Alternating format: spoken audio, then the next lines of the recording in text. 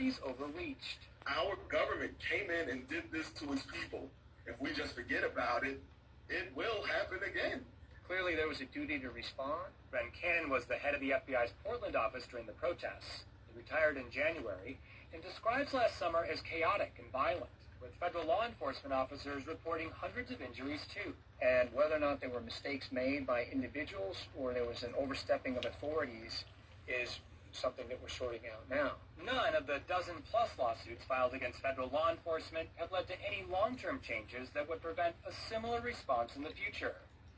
Desiree Labella, whose son Donovan was shot in the head, says what it comes down to is an armed person shot an unarmed person. If they're not held accountable, then they're, in the future, going to think that they're not going to have to be held accountable for their actions. Labella says closure would mean the officer who hurt her son going to jail.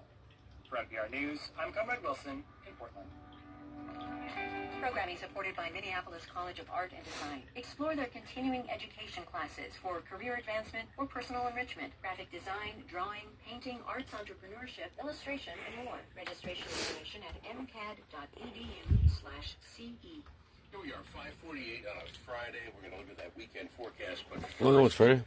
Before autumn officially arrives, we had a summery stormy night last night. This is Sarah Johnson. Yeah, Tom, that was an EF1 tornado we were talking about yesterday. 105-mile-an-hour winds. Harvey Gerald Johnson Jr. National Weather That's what I tell him in court anyway. It was on the ground for 6 miles. It was 200 yards wide at one point.